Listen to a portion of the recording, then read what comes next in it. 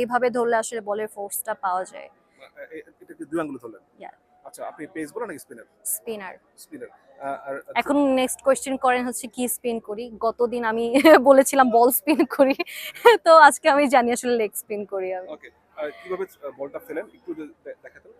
আমি স্লো মোশনে এই সোজা সোজা ডান সাইড স্পিন হয়ে যায়। হ্যাঁ ওকে। আপনার টিমে মারিয়া মিম আছে। হ্যাঁ উনি কেমন খেলে? কারণ আমরা গতকাল একটা ইন্টারভিউ নিয়েছিলাম। উনি বলেছিল মেহেজাবিন উনি খেলা শেখাবে। মারিয়া মিম কেমন খেলে? তাই নাকি? হ্যাঁ। আচ্ছা, হতে পারে। আমি জানি না সে কেমন খেলে। আমি আসলে এখনো তার খেলা দেখার সৌভাগ্য আমার হয়নি। তো মনে হয় ভালোই খেলে। ওকে। না, চালান না, ভালো ছিল তো। আর এমনিতে ছেলেদের মধ্যে যারা আছে তারা কেমন খেলে? রওশন ভাইয়া খুব ভালো খেলে, সানজু অনেক ভালো খেলে, রাতুল আছে, রাতুল অনেক ভালো খেলে। আমাদের টিমে ছেলেরা অনেক অনেক ভালো খেলে। ওকে। আপু ব্যাট দেখতে পাচ্ছি। একটু যদি দেখাতেন ব্যাটটা কিভাবে ধরতে হয়? কারণ অনেক মেয়েরা এটাও জানে না। Like can you hold the ball? পেছনে গিয়ে সো পেছনে আসি আপু। আমরা ঢুকে যাবো ওখানে। এই ফ্রেমটা দিকে না আমার। মানে দুই পায়ের মাঝখানে ব্যাট রাখতে হয়। আমি এভাবে রাখি। যেমন তারপরে আমি পজিশনে থাকি, বল যখন ড্রপ করে দেন এই পা কি ফিক্স থাকে নাকি পা?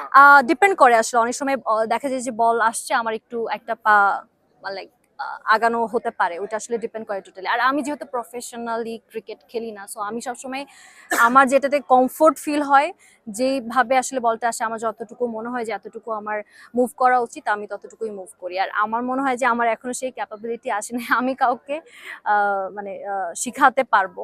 তবে হ্যাঁ, কিছু কিছু জিনিস তো অবশ্যই শিখতে পেরেছি। And I am very grateful যে আমাদের একজন ভালো কোচ ছিল ইমতিয়াজ ভাই, আর আমাদের মেন্টর ছিল অংশু ভাই।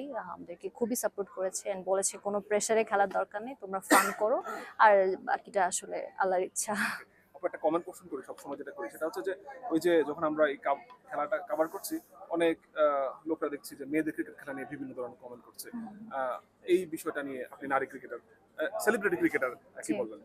আমি আসলে এতক্ষণ যত জায়গায় কথা বললাম, আমি সেম কথাই বলেছি যে আমার মনে হয় যে এই কোয়েশ্চেনটা আমাদেরকে করার আগে যারা আমরা ভিডিওটা করছি, আমার মনে হয় সেই সাংবাদিক ভাই বা সেই ক্যামেরা যারা কন্টেন্ট ক্রিয়েটার বা যারা বাইটস নিচ্ছে, রিলস বানাচ্ছে, তাদের মনে হয় আরো বেশি সচেতন হওয়া উচিত যে হয়তো আপনার এই ভিডিওটা দিয়ে ভালো কিছু ভিউ হবে, বাট আপনার এটাও চিন্তা করা উচিত যে এই ভিডিওটা কিন্তু আমরাও দেখছি, আমাদের ফ্যামিলি মেম্বার্স দেখছে, এন্ড এত মানুষ গালাগালি করতেছে। আমরা কিন্তু মেন্টালি আসলে এই জিনিসগুলো নিতে পারি না, আমাদেরও খারাপ লাগে। এমন না যে আপনারা ভাবতে পারেন যে আরে ওরা কি দেখবে নাকি, যায় নাকি। আমি অনেক সময় এমন হয়ে যায় যে আমার রাগ উঠলে আমি একদম সাইবার ক্রাইমে চলে যাই। কিছুদিন আগে আমি সাইবার ক্রাইম থেকে আসছি। তো আমার মনে হয় যে যারা এই বুলিগুলো করে তাদেরকে আসলে তাদেরকে পানিশ করা উচিত, আদারওয়াইজ এটা কখনো স্টপ হবে না। আর অবশ্যই যারা ভিডিওগুলো নেয় তাদের মনে হয় যে আসলে আরো বেশি মানে সচেতন হয়ে ভিডিওগুলো নেওয়া উচিত। কারণ আসলে খেলতে আসলে তো আসলে সবাই এতটা প্রস্তুত অবস্থায় থাকে না।